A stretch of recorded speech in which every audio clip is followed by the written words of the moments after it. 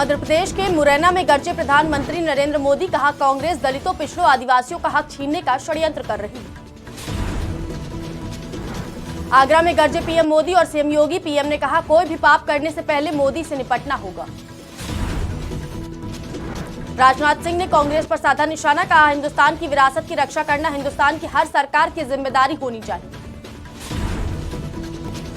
तेलंगाना में अमित शाह ने कांग्रेस पर कसा तंज, कहा इतने कम समय में कांग्रेस ने तेलंगाना को दिल्ली का एटीएम बनाकर रखा है। कन्नौज में सपा से अखिलेश यादव ने दाखिल किया नामांकन, बीजेपी कैंडिडेट सुब्रत पाठक ने भी दाखिल किया नामांकन।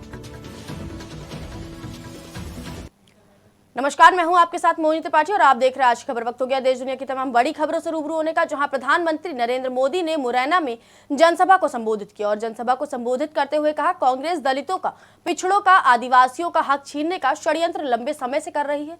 19 दिसंबर 2011 में जब उनकी सरकार थी, तब भी कांग्रेस की केंद्र सरकार धर्म के नाम पर आरक्षण देने का एक नोट संसद में लेकर आई थी। इस संसदीय नोट ने यह कहा था कि ओबीसी समाज का जो 27% आरक्षण मिलता है, मंडल कमीशन के अनुसार जो आरक्षण मिलता है, उस आरक्षण का एक हिस्सा काटकर मजहब के नाम पर दिया जाएगा। देश में लागू करना चाहती है। साथियों, कांग्रेस दलितों का, पिछड़ों का, आदिवासियों का हक छीनने का षड्यंत्र लंबे समय से कर रही है। 19 दिसंबर 2011 को जब उनकी सरकार थी,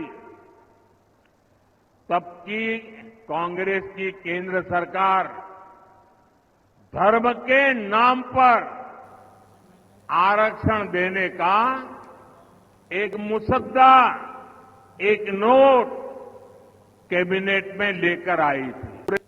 पीएम मोदी और सीएम योगी आदित्यनाथ आज आगरा पहुंचे, जहां पीएम मोदी ने एससी, एसटी, ओबीसी के डाहक पर डाका डालने और बहनों के मंगलसूत्र पर नजर डालने से पहले इंडिया गठबंधन वालों, दीवार पर लिखा हुआ है, पढ़ लो और सुन लो कि जब तक मोदी जिंदा है तब तक ऐसा कोई भी पाप करने से पहले आपको मोदी से निपटना होगा। साथ ही सीएम योगी ने कहा कि कांग्रेस, सपा, इंडी गठबंधन का इतिहास देश के खिलाफ गद्दारी करने का रहा है। उन्होंने जब भी सत्ता में आने का अवसर मिला, उन्होंने अनुसूचित जाति, जनजाति और पिछड़ी जाति के हकों पर डकैती डालने का प्रयास किया। कांग्रेस, समाजवादी पार्टी और इंडी गठबंधन से जुड़े हुए वे सभी लोग भी हैं जिनका इतिहास देश के खिलाफ गद्दारी करने का रहा है, जिनका अतीत देश के अंदर जाति, क्षेत्र और भाषा के आधार पर सामाजिक ताने बाने को छिन्न भिन्न करने का रहा है, और जिनको जब भी सत्ता में आने का अवसर प्राप्त हुआ, उन्होंने देश के अंदर अनुसूचित जाति, जनजाति और पिछड़ी जाति के लोगों के हकों पर डकैती डालने के साथ ही गरीबों के हकों पर भी डकैती डालने का कुत्सित प्रयास किया है। एससी, एसटी, ओबीसी के हक पर डाका डालने और बहनों के मंगलसूत्र पर नजर डालने से पहले जरा इंडी गठबंधन वालों, ये दीवार पर लिखा हुआ पढ़ लो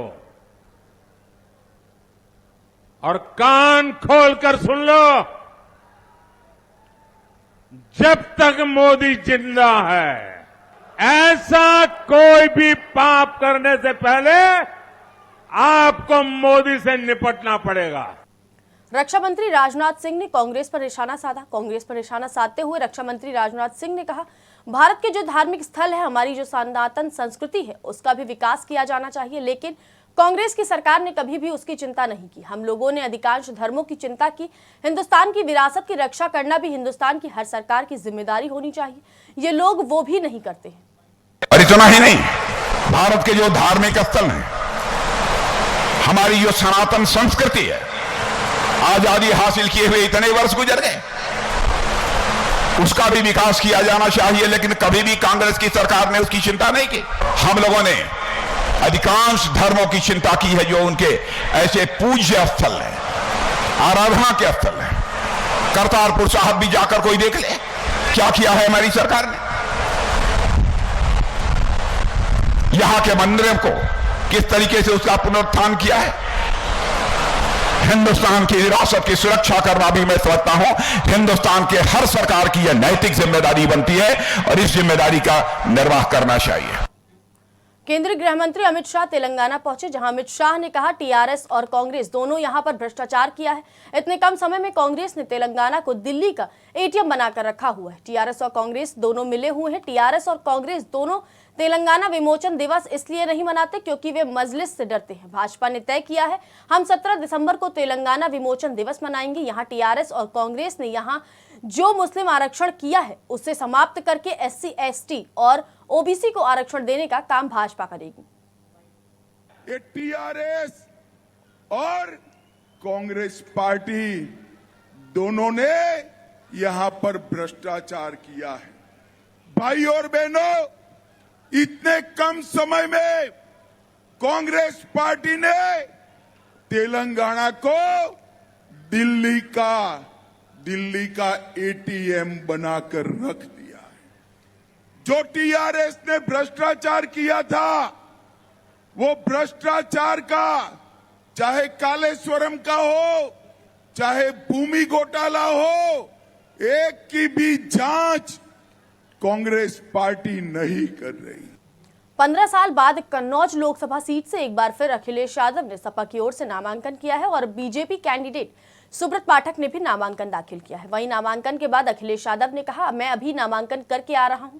पार्टी नेता, कार्यकर्ता और सभी की भावना यह थी कि सपा की तरफ से मुझे यहां से चुनाव लड़ाया जाए। साथ ही सुब्रत पाठक ने सपा सांसद रामगोपाल के बयान पर कहा, रामगोपाल और उनकी पार्टी सांप्रदायिकता, जातिवाद और परिवारवाद की पाठशाला से निकली है। ये लूट, आतंकवाद और भ्रष्टाचार को बढ़ावा देने वाले लोग हैं। फिलहाल के लिए बस इतना ही। ऐसे देश दुनिया की खबरों को देखने के लिए देखते रहिए आज की खबर।